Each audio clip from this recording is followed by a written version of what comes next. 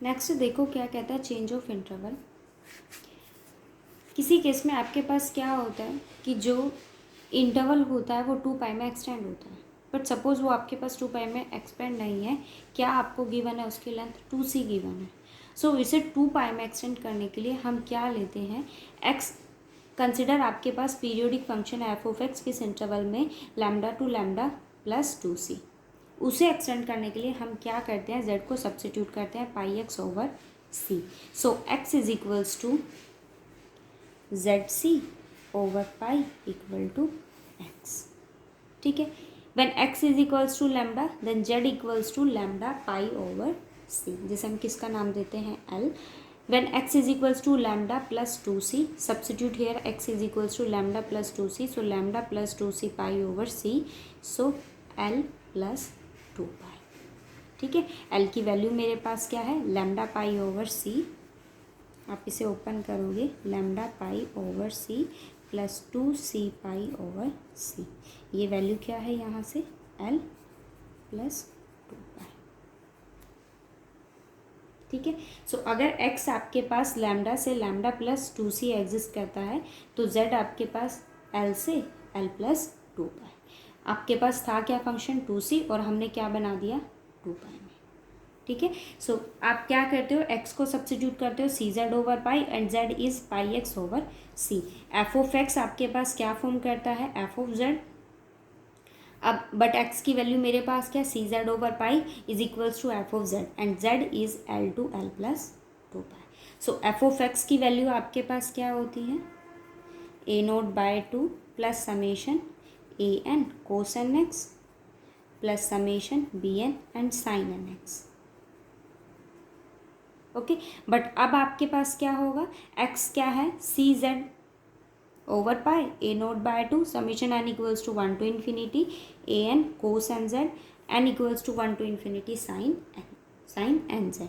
ठीक है, ये फंक्शन हो गया आपके पास। ए नोट की वैल्यू क्या होती है 1 बाय पाई एल टू, अब क्या हो जाएगा z के लिए है तो z की लिमिट क्या है z to l plus sorry l to l plus 2 pi f of x and the value of x is c z over pi d z. A n b आपके पास ये हो जाएगा 1 by pi l to l plus 2 pi f of c z by pi cos n z d z and b n is 1 by pi l to l plus 2 pi f of c z over pi and c z sine n z into d z. अब आप simply क्या करते हो, देखो हमने जो substitute किया है वो z की वैल्यू आपके पास क्या है पाई x over c, D Z अगर आप यहाँ से फाइंड आउट करते हो तो वैल्यू क्या आ जाएगी pi c as it is x is d x.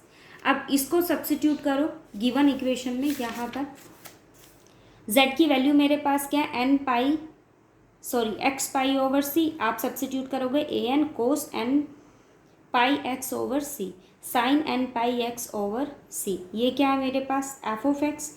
आप यहाँ वैल्यू को सब्सिट्यूट करते हो, देखो ये क्या है x,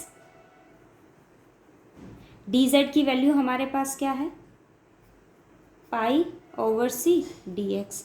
ये पाई ओवर सी हम इसको बाहर लेकर जाएंगे, इसके साथ मल्टीप्लाई करेंगे पाई ओवर सी, पाई से पाई कैंसिल, क्या आ गया 1 by c. So a naught की वैल्यू आपके पास क्या हो गई 1 by c lambda to lambda plus 2c f of x and d x. A n की value 1 by c lambda to lambda plus 2c f of x cos n pi x over c d x. B n equals to 1 by c lambda lambda plus 2c f of x sine n pi x over c. सो मतलब आपके पास जो function है वो totally change हो जाता है।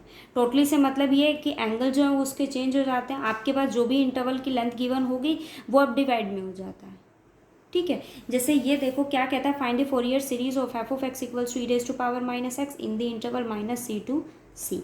The required series आपके पास क्या होती है f of x is minus x a naught by two summation n equals to 1 to infinity a n cos n pi x over c b n sine n pi x over c. Value of A naught is 1 by c minus c to c, जो भी interval की length आपको given होगी वो क्या है minus c to c f of x e minus x d x. इसको simply integrate करेंगे a n 1 by c minus c to c e minus x and cos n pi x over c d x. इस पर simply हमें identity apply करनी है और उसे integrate कर लेना। ठीक है, अगर आपके पास फंक्शन की लिमिट जो है ना वो आप चेक करना कि आपके पास क्या कहता है। वो ये दिया उसने मुझे -c/c, सो मैंने उसको सिंपली ऐसे ही सॉल्व किया, -c/c। मतलब अगर आपके पास -c/c टेंड करता है देन f(x) आपके पास एज इट इज़ रहेगा, बट ये लिमिट आपके पास क्या आ जाएगी, 1/c, n πx/c, n πx/c। अब आप अगर इस क्वेश्चन को देखो तो आपके पास क्या है, 0 to 1, 1 to 2। ठीक है, लिमिट जो है वो मेरे पास 0 to 2 है, बट ब्रेक किसके लिए हो रहा है, 0 to 1 एंड 1 to 2। सी की वैल्यू मेरे पास यहाँ क्या हो गई, 1, n πx/1, n πx/1, okay, n πx/1 and n πx/1। और आप क्या सब्सिट्यूट करते हो, ए नॉट में या ए एन में, 1/c, 1/c, 1/c, तो वैल्यू क्या हो जाएगी, 1/1। ए नोट के लिए भी, ए एन के लिए भी और बी एन के लिए भी क्या हो जाएगा, 1/1। सिंपली फिर उसे इंटीग्रेट कर देना है, ओके। ये क्वेश्चन देखो क्या कहता है, find all the Fourier series of the function f(x) is given by, ये आपको f(x) गिवन है। अब अगर देखा जाए तो ये f(x) आपको 3 लिमिट्स में ब्रेक है, -L2 -L/2 -L/2 +L/2 +L/2 to L। इस केस में फंक्शन की वैल्यू मेरे पास L/2 से L पर फंक्शन की वैल्यू क्या है, L/4। -x अगर आप सब्सिट्यूट करते हो तभी आपको फंक्शन क्या देगा, L/4। इट मीन्स अगर आप सब्सिट्यूट कर रहे हैं f(-x) को, x को रिप्लेस कर रहे हैं -x से, तो फंक्शन की वैल्यू भी आपको क्या मिल रही है, f(x).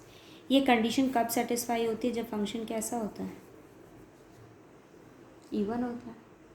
ठीक है जी, इवन होता है तो उसमें आप क्या फाइंड आउट करते हो, a naught and a n. B n उस केस में क्या रहता है, 0। जहाँ फंक्शन अगर आपके पास और हो जाता है तो उस केस में आपके पास बी एन की वैल्यू क्या हो जाती है, 0। -L/2L -L/2 2 +L/2, फंक्शन की वैल्यू क्या, x²/L। -x से आप उसको रिप्लेस करते हो तभी वो किसके इक्वल आया, f(x) के।